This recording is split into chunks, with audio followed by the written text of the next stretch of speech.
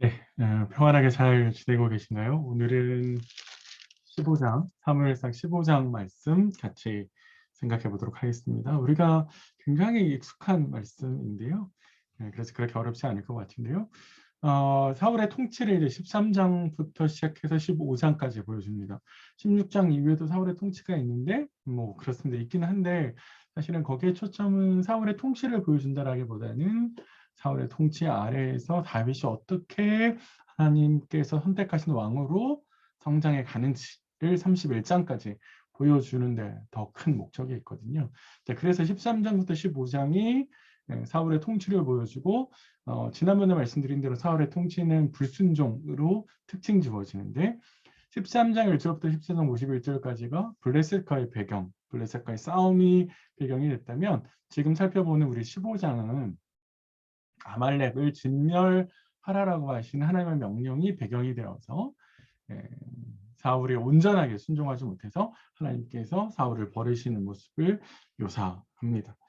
그래서 이 문단은 이렇게 크게 양분할 수 있는데요. 사울이 하나님께서 명령을 주셨는데 명령을 어겼다, 순종하지 않았다. 그래서 10절부터 35절에는 하나님께서 순종하지 않은 불순종한 사울을 심판하신다. 심판하셨다라는 말은 좀 더 설명을 하면 사울을 왕으로 세우셨지만 왕으로 세우신 것을 후회하셔서 더 이상 사울이 왕이 되지 않도록 왕을 버리셨다. 이렇게 직접적으로 설명을 할 수 있습니다. 그래서 이걸 조금만 더 풀면 이렇게 되고요. 한번 보세요. 하나님 명령하시고 사울은 명령한 것을 순종하는 것처럼 보이지만 순종하지 않았습니다. 자, 그리고 10절부터 35절은 하나님의 후회하심과 사무엘의 슬픔이 앞뒤로 있죠. 10절과 12절, 34절과 35절에 앞뒤로 있고요. 그 가운데 하나님의 뜻을 전하는 후회하셨기 때문에 후회하신다는 말은 제가 조금 더 다시 설명드리겠습니다. 하나님께서 사울을 버리시는 것을 직접적으로 전달하게 되어 있습니다. 요거는 뭐 화면을 멈춰놓고 다시 보셔도 괜찮을 것 같고요. 그래서 전체 문단을 구성해 보면 이렇게 구성할 수가 있습니다. 양분되는 거 아까 말씀드렸고요. 사울이 하나님의 명령에 불순종해서 결국에 하나님께서 사울을 버리셨다라고 하는 게 15장에 있는 이야기라고 볼 수 있겠습니다. 자, 본문 하나씩 하나씩 좀 뜯어서 볼까요? 첫 번째, 이제 하나님께서 명령을 주시는 게 이제 1절부터 3절에 나와 있는데, 하나님께서 어떤 명령을 주셨는가? 한마디로 말하면 아말렉을 진멸하라라고 이야기를 하는데, 이 진멸하라라고 하는 하나님의 말씀을 주시기 전에 구체적으로 사무엘이 사울을 어떻게 부르고 있는지 한번 생각해 보십시오. 나를 보내어 왕에게 기름을 부어 그의 백성 이스라엘 위에 왕으로 삼으셨은즉 이제 왕은 여호와의 말씀을 들으십시오. 이렇게 이야기하잖아요. 사울을 왕으로 삼으니까 누구라 그러냐면 하나님이죠. 그러니까 사울이 왕이 될 수 있었던 것은 하나님이라는 거예요. 하나님 때문에 가능했다는 거예요. 그러면 하나님 때문에 왕으로 세웠다라고 하는 말의 이면에는 하나님께서 하시고자 하시는 뜻을 이행하는 사람이 바로 누구예요? 사울이고 곧 왕이라는 거죠. 그래서 이스라엘의 왕은 뭔가를 결정하고 판단해서 실행하는 자리가 아니라 하나님께서 결정한 것을 실행에 옮기는, 그래서 하나님의 뜻을 가장 먼저 듣고 순종해야 되는 자리. 그게 바로 이스라엘의 왕이 가지고 있는 정체성인 거거든요. 이 고대 근동의 그러니까 주변 부에 있는 나라들과는 약간의 다른 뜻을 가지고 있죠. 다른 모습을 가지고 있습니다. 그래서 이제 여호와의 말씀을 들으십시오라는 말은, 이제라는 말은 이제까지는 순종하지 않았다는 것을 전제하겠죠. 좀 말을 이제는 들으셔야 됩니다. 왜?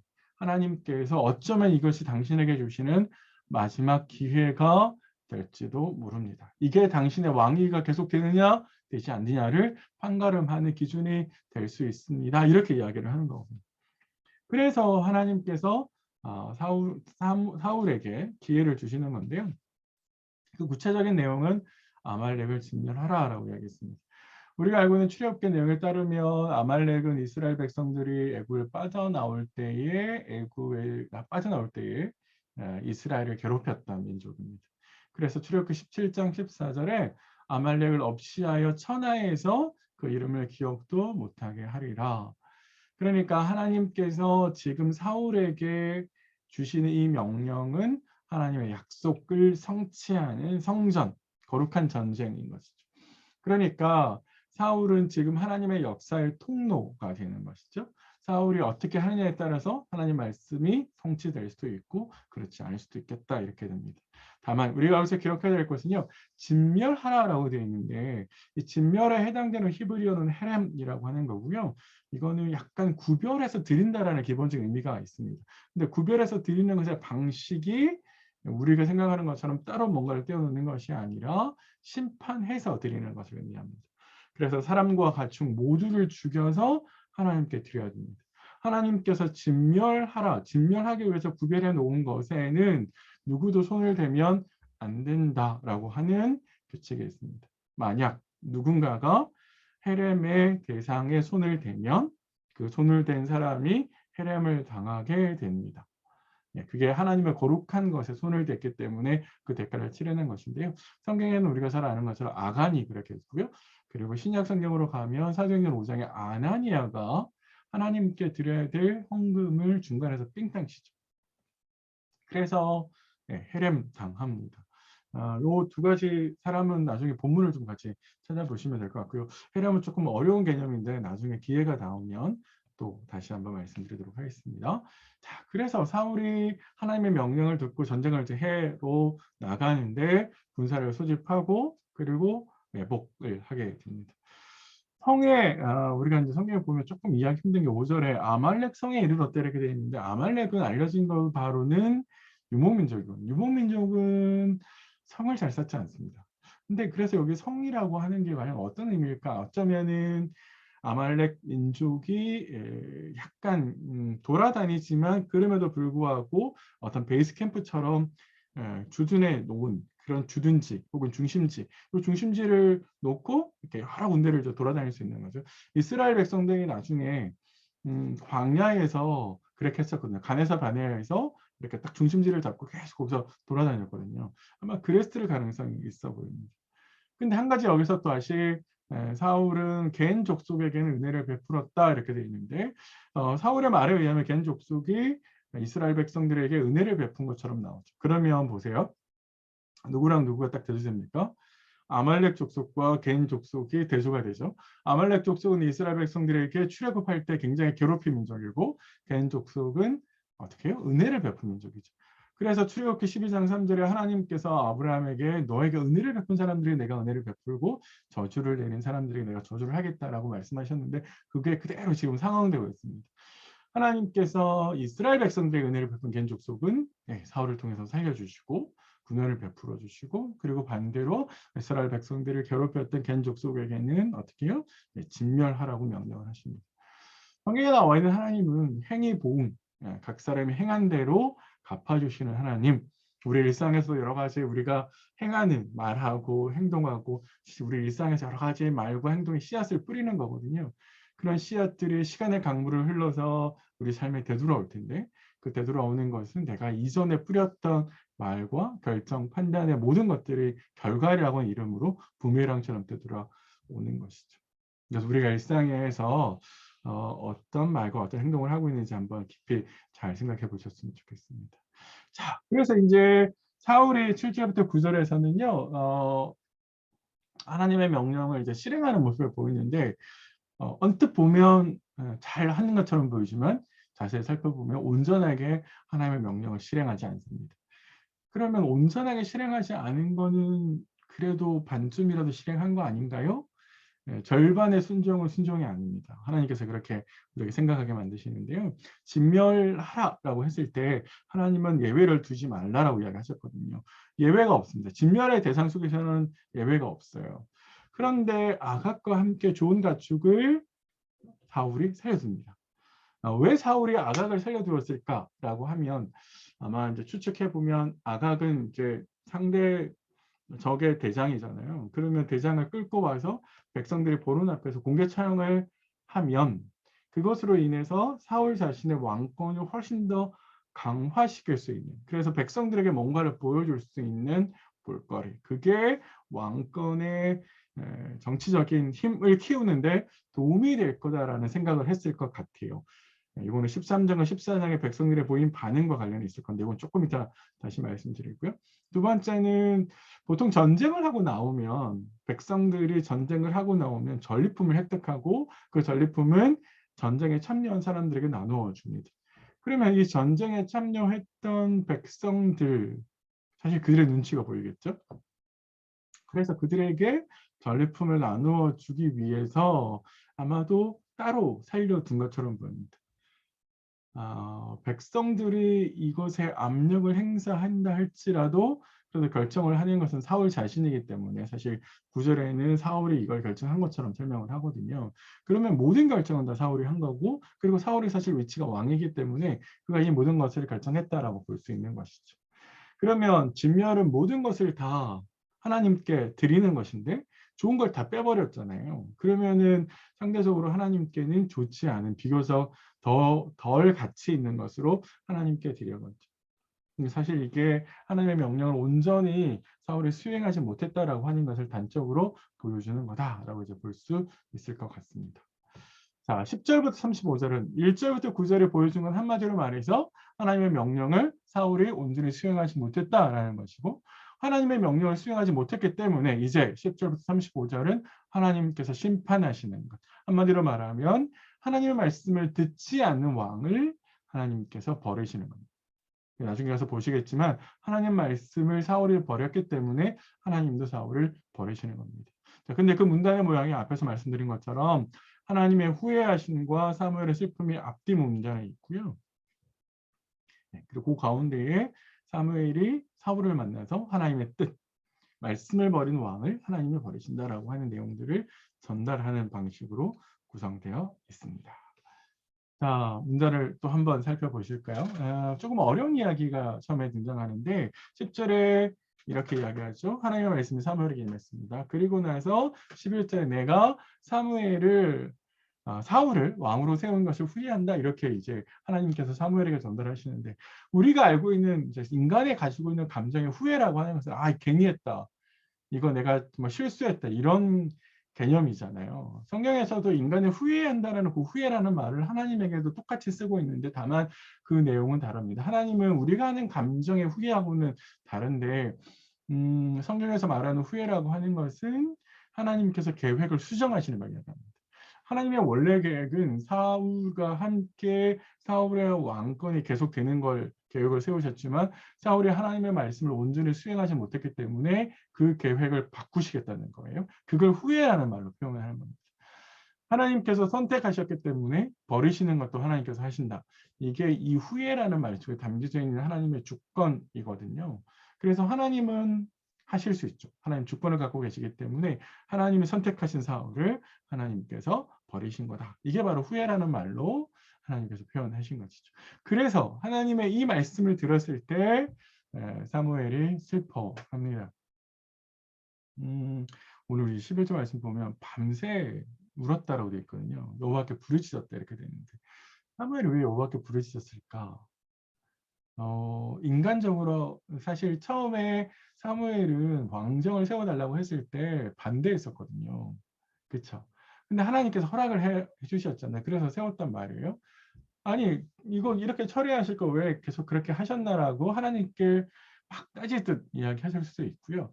어쩌면 인간적인 면에 있어서 자신이 처음으로 세운 사울에 대한 인간적인 마음, 그 마음이 아마도 사울에 대한 그 연민, 그것이 이제 사무엘을 굉장히 마음 아프게 했을 것 같고요. 그래서 하나님 버리시겠다라고 하는 그 말씀이 너무 뼈아프게 사무엘을 짓눌렀을 거고, 그래서 사무엘이 하나님께 매달려서 결정을 좀 바꾸실 수 없을까? 하나님께 매달리지 않았을까? 이제 추론을 이제 저는 좀 그렇게 해볼 것 같습니다. 그렇게 이제 마음 아프고 하고 다음 날 이제 출발하려고 했을 때 사무엘이 이제 사울에게 가서 하나님의 뜻을 전달하고 있는데 우리의 사울은 어떻게 하고 있습니까? 자신의 기념비를 세우고 있거든요. 12절에 보면 어떤 사람이 사울이 어디 있는지를 알려주는 모습을 보여주는데 그 사울의 모습이 굉장히 교만해요. 왜 그렇게 볼 수 있냐면 사울이 갈멜에 이르러서 자기를 위해서 기념비를 세우잖아요. 이 기념비라는 말의 히브리어는 손이라고 번역되는 이 아드라는 히브리어입니다. 손. 전쟁은 누구의 손으로 하는 거예요? 하나님의 손으로 했죠. 그런데 지금 기념비엔 누구의 손으로 한 것처럼 세워요? 사울이 자신의 업적처럼 기념비를 세우거든요. 그러니까 마치 하나님이 도와주셔서 승리한 것이 아니라 자신이 잘해서 승리한 것처럼, 이게 사실 사울이 왕권을 유지하고 권력을 유지시키기 위해서 백성들의 눈을 이제 돌리기 위해서 쓰는 방법인 것이죠. 하지만 이스라엘 안에서 하나님의 버림을 받은 왕은 인정받지 못하기 때문에 이제 그런 면에 있어서 굉장히 큰 문제다라고 이제 저희가 볼 수 있을 것 같습니다. 자, 그래서 그런 사울을 이제 사무엘을 만나러 오는데요. 이제 사울이 뻔뻔하게 내가 하나님의 명령을 다 이행했습니다라고 처음에 오자마자 그렇게 이야기를 하잖아요. 그때 사무엘이 이제 지적합니다. 그래서 13절부터 23절 안에는 계속 사울은 변명하고요. 사무엘은 계속 그게 죄라고 지적을 하는 모습이 반복되어 있습니다. 그래서 인사를 마치고 난 다음에 명령을 다 이행했습니다 라고 이야기를 하는데 실제로 명령을 이행하지 않은 거잖아요. 그래서 사무엘이 그러면 내가 지금 듣고 있는 이 소리는 누구의 소리입니까? 라고 이제 질문을 합니다. 양의 소리와 내게 들리는 소의 소리는 어찌 됩니까? 이렇게 이야기합니다. 만약에 하나님의 명령을 온전히 다 이행했다면 이런 소리들이, 가축의 소리들이 들리지 말아야 되는데 지금 이 가축의 소리가 들리고 있는 것은 어찌 된 이유입니까? 이렇게 이야기하죠. 한 가지 우리가 여기서 유념해야 될 말은요, 이 소리라는 단어인데, 소리라고 하는 단어의 이제 히브리어는 콜이에요, 콜. 그런데 이 말을 어떻게 쓰고 있냐면 15장 2절에 여호와의 말씀이 등장했을 때 이 말씀에 해당되는 단어가 또 콜이에요. 그러면은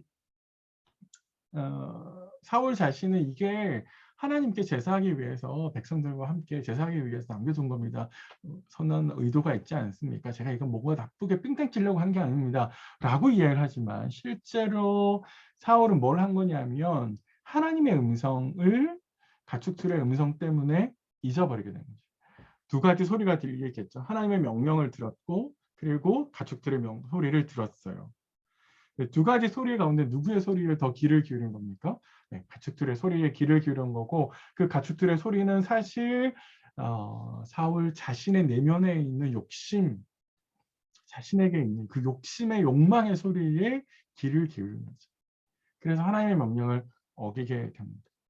사무엘이 그래서 그게 하나님의 명령이 아니었다라고 하는 정확한 워딩을 가르쳐줘요. 이게 사실 우리가 하나님의 명령을 임의대로 내 방식대로 이행하려고 하는 게 굉장히 많거든요. 사울도 똑같은데 사실 욕심이 있으면 그렇게 되죠. 그래서 하나님의 정확한 명령이 뭐였냐? 16절의 이후에 이야기를 하는데 하나님의 정확한 명령은 남겨두어라. 나에게 제사를 드리기 위해서 일부는 남겨도 좋다. 이게 아니었다는 거죠. 하나님의 명령은 끝까지 없어지기까지 모든 대상을 향해서 다 치라라는 거였다는 거예요. 그러니까 지금 사울의 하나님의 명령을 이행한 것과 원래 하나님께 주신 명령 사이에는 갭이 있는 것이죠. 왜 탈취하기에만 급급했냐라고 하는 것은 욕심이 있었다라고 하는 걸 지적하는 거죠. 하나님의 명령을 정확하게 들어야 되는데 그 욕심의 소리, 욕망의 소리 때문에 하나님의 명령을 잊어버렸다. 그래서 자신대로, 자신의 임의대로, 자신의 방식대로 하나님의 명령을 수행했다. 이렇게 이야기합니다. 또 한 번 변명합니다. 사울은 사실 좀 인정했으면 더 좋았을 법했는데 아각은 곧 죽이겠습니다. 하지만 또 가축은 백성들이 요구한 거라서 제가 이렇게 할 수밖에 없었습니다. 라고 이해합니다. 사실 우습죠. 그래서 사울이 뭐라고 이야기를 하냐면 이렇게 이야기를 합니다. 우리가 진짜 잘 아는 말씀이죠. 순종이 제사보다 낫고 듣는 것이 수양의 기름보다 나으니 이는 거역하는 것은 점치는 죄와 같고 이거 하나님께서 가증하다고 말하는 거거든요. 완고한 것은 사신 우상에 절하는 죄와 같아. 완고하게 죄를 인정하지 않고 버티는 것은 우상 숭배와 똑같다. 이렇게 이야기를 하는 거예요. 제사가 중요합니다. 이스라엘 백성들이 하나님께 나아가는 길이 제사를 통해서 하나님께 나가고 하나님을 만나죠. 자, 그런 점에서 제사가 중요한데 그럼에도 불구하고 제사는 하나님을 만나는 것에서 끝나는 것이 아니라 그 너머에 하나님의 뜻을 들을 수 있어야 됩니다. 그게 참 제사의 좋은 거거든요. 원래 의도거든요. 근데 우리는 자꾸만 제사 드리는 그것 자체에 함몰돼요. 우리가 예배 드리는 그것 자체에 함몰되거든요. 예배를 통해서 예배를 위한 예배가 아니라 예배를 통해서 하나님을 만나고 하나님의 뜻을 듣고 깨달을 수 있어야죠. 그리고 나서 들은 그 하나님의 뜻을 순종해야죠. 그런데 우리는 자꾸만 그 제사를 통해서 순종을 대신하려고 내가 제사를 드렸으니까 예배를 드렸으니까 순종했지 내 의무를 다했지 이렇게 우리가 생각할 수 있거든요. 사실 그렇지 않습니다. 그러니까 결국에 사울은 어떻게 된 겁니까? 하나님의 말씀을 버린 거죠. 하나님의 말씀보다 욕망의 소리에 더 귀를 기울였죠. 그래서 사무엘이 왕이 여호와의 말씀을 버렸으므로 여호와께서도 왕을 버려서 왕이 되지 못하게 하셨습니다. 그래서 결국에 하나님께서 사울을 버리셨다는 이야기를 전달합니다. 충격이죠. 하나님의 선택을 받은 사울이 이제 버림을 받게 되었습니다. 하나님께서 당신을 버리셨습니다. 라는 이야기를 들어서 있을까요? 이제 사울은 그나마 인정을 합니다. 내가 범죄했습니다. 이제 자신의 잘못했다라고 인정을 하죠. 그런데 내가 진짜 인정한 거라면 좀 제대로 했어야 됐는데 자꾸만 핑계대는 사울의 모습을 볼 수 있습니다. 백성들 때문입니다. 이렇게 이야기하죠. 24절에 보세요. 내가 여호와의 명령과 당신의 말씀을 어긴 것은 내가 백성을 두려워해요. 이렇게 됐죠. 그들의 말을 청종했습니다. 백성들의 왜 두려워했을까? 사실 우리가 앞에서 생각해 보면 13장과 14장에 사울이 약간의 백성들을 향한 트라우마를 가질 수 있는 흔적을 발견할 수 있는데 13장에서는 백성들이 없어서 전쟁에 굉장히 힘든 상황을 맞이했을 수 있죠. 백성들이 다 흩어져 가는데 사울이 잘 그들을 붙잡을 수가 없었거든요. 14장에서는 어떻게 됐습니까? 요나단을 죽이겠다라고 했는데 백성들의 만류, 백성들의 반대 때문에 요나단을 죽이지 못했거든요. 그러니까 그런 백성들, 그 백성들의 압력 때문에 뭔가를 이행하지 못한 사울의 입장에서는 백성이 두려울 수밖에 없겠죠. 하지만 그럼에도 불구하고 하나님보다 백성들을 두려워할 수는 없죠. 왜? 하나님께서 자신을 왕으로 세우신 거잖아요. 그러면 하나님의 말씀을 들었어야죠. 그래서 어떤 이유에든지 간에 하나님의 명령을 순종하지 않은 것을 합리화할 수는 없습니다. 정당화할 수 없습니다. 그래서 이건 분명히 죄다라고 하는 것을 지적할 수밖에 없는 것이죠. 우리도 마찬가지입니다. 내가 살아가기 너무 힘들어서 내가 어쩔 수 없었어요. 하나님 앞에서 어쩔 수 없는 죄는 없습니다. 참 무섭지만 하나님 앞에서 나중에 우리가 행한 것을 하나님께 다 이제 헤아림을 받을 때가 있을 거잖아요. 그때 우리가 하나님께 어쩔 수 없었어요. 삶이 너무 녹록지 않았어요. 너무 힘들었어요. 이렇게 변명할 수 있지 않을 거라는 겁니다. 그래서 우리는 치열하게 하나님 명령을 지키도록. 그게 바로 영적 전쟁이거든요. 사탄은 계속해서 우리로 하여금 말씀을 지키지 못하게 하고 우리를 그 말씀을 부단히 지키도록 노력해야 되는 거. 그게 바로 바울의 에베소서 6장에서 말하는 영적 전쟁입니다. 그게 우리에게 필요한 전쟁인 거고요. 하지만 사무엘이 워낙 완강했기 때문에 사울은 그 사무엘을 붙들려고 합니다. 제발 나하고 함께 가주세요. 그래서 옷자락을 탁 붙들었는데 그때 그 옷자락이 탁 찢어집니다. 사무엘은 이걸 이용해서 하나님의 메시지를 다시 전달하죠. 왕을 버렸다라고 아까 이야기했잖아요. 근데 이번에는 하나님께서 왕을 버렸을 뿐만 아니라 이 나라를 다른 왕에게 줄 거다. 왕의 이웃에게 줄 거다라고 이제 이야기합니다. 그러면서 하나님께서 이것을 변개하지 않을 겁니다라고 이야기합니다. 여기서 말하는 이 변개라고 하는 말이 우리가 앞에서 잠깐 살펴본 15장 11절의 후회라고 번역된 단어와 똑같습니다. 이제 번역을 똑같은 단어를 문맥에 따라서 다르게 번역한 여기에는 이제 후회라고 하나님께서 후회하지 않으실 겁니다라고 이렇게 번역하면 어색하잖아요. 원래 후회라고 하는 말 자체가 계획을 바꾼다라는 뜻이고, 근데 여기에서 똑같이 변개라니까 이건 바꾸지 않을 거라는 거잖아요. 그러니까 똑같은 말이 되는 거죠. 하나님께서 당신의 왕위를 찢어서 다른 왕에게 줄 겁니다. 그런데 이거는 하나님께서 후회하지 않을 겁니다. 바꾸지 않으실 겁니다. 이렇게 이야기를 하는 거죠. 그러니까 하나님께서 반드시 이것을 실행하시겠다라고 이야기를 합니다. 우리의 사울이 굉장히 이제 자기중심적이고 아직도 정신을 못 차릴 모습들을 30절과 31절에 보여주는데 사울은 실추된 하나님의 명예, 사실 하나님의 말씀이 성취돼야 되는데 그걸 위해서 사울을 세웠는데 사실 사울이 그것을 정확하게 이행하지 못했기 때문에 하나님의 명예가 실추된 거잖아요. 그런데 사울은 자신의 명예가 실추됐건, 자신의 왕으로서의 권위가 백성들 앞에서 서지 못하는 것을 두려워해서 사무엘에게 끝까지 좀 가자고 부탁을 합니다. 사실 사무엘이 없는, 사무엘이 왕을 세우는 데 결정적 역할을 했기 때문에 사무엘이 같이 가지 않으면 자신의 왕권에 뭔가 문제가 생겼다라고 하는 것을 백성들에게 보여주는 것이고, 그러면은 자신의 왕권의 힘이 약해지기 때문에 함께 가자고 요청하는 것이죠. 한 가지 재밌는 건 사무엘이 어떻게 합니까? 같이 가죠. 31절의 요 히브리어 문장이 다르게 볼 수 있는데, 그러니까 사무엘이 돌이켰다라고 해서 이 돌이키는 것을 사울에게서 돌이켰다. 그래서 각자 가능했다. 이렇게 볼 수도 있긴 한데요. 그것보다는 31절은 계속 가려고 하는, 앞에서 문맥에 보면 사무엘이 가려고 했잖아요. 돌아가려고 했잖아요. 근데 그 가려고 하는 걸 잡았단 말이에요. 그러니까 거기서 돌이켰다라는 게 됩니다. 그렇게 보는 게 더 정확할 것 같아요. 그러면 왜 완강했던 사무엘이 사울의 요청을 받아들였을까? 왜 발걸음을 옮기지 못했을까라고 했을 때 16장 1절도 보면 사무엘을 굉장히 슬퍼하면서 울거든요. 15장 34절 35절에도 죽는 날까지 보지 않고 사울을 위해서 굉장히 아파하는 사무엘의 모습이 나와요. 그거는 사울을 향한 인간적인 애정이 있는 것이죠.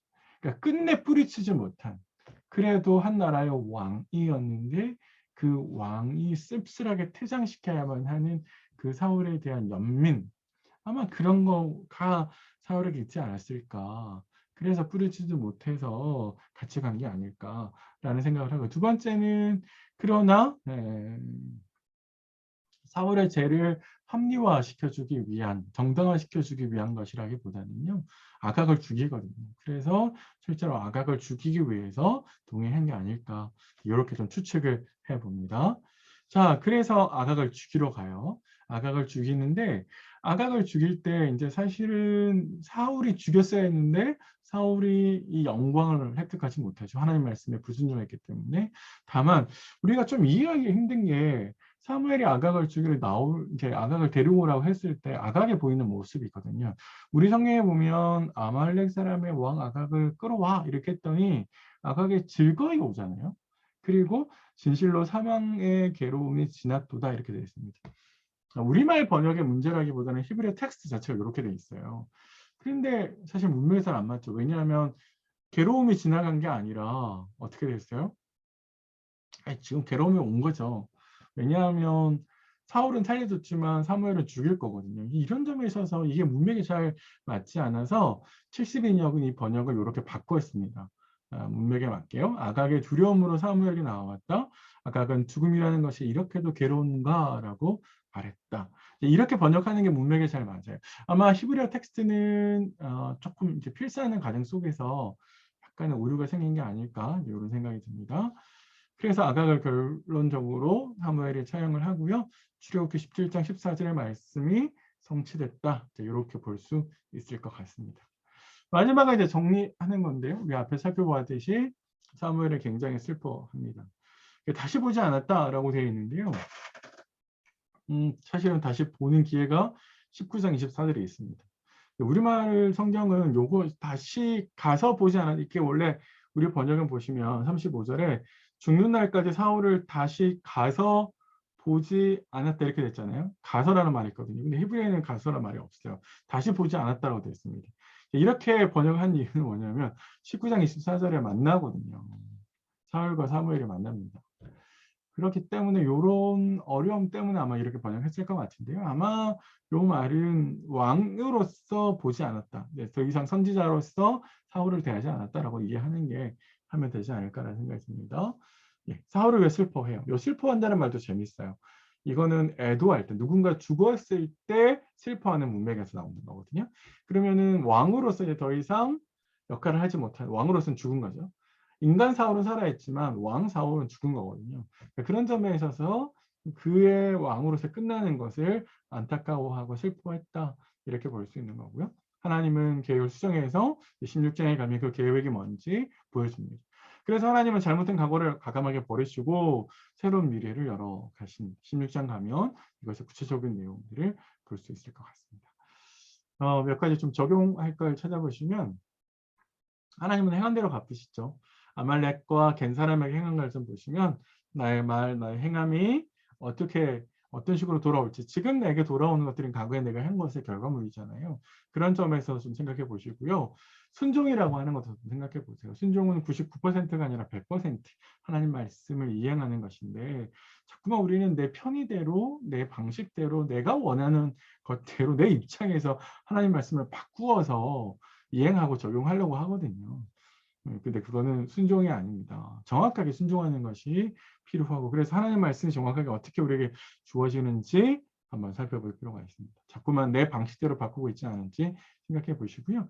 하나님의 손과 사울의 손을 통해서도 우리는 자꾸만 하나님의 행하심과 하나님의 역사를 이제 기억하고 그걸 되새겨야 되는데 자꾸만 우리는 나를 드러내려고 하거든요. 그게 사실은 영적 전쟁이죠. 아까 말씀드렸는데 나를 드러내려고 하는 나를 높이려고 하는 마음에서 우리는 좀 잘 이렇게 싸워야 될 것 같습니다. 예배와 순종에 대해서 좀 잘 생각해 보십시오. 예배를 왜 드리고 있는가?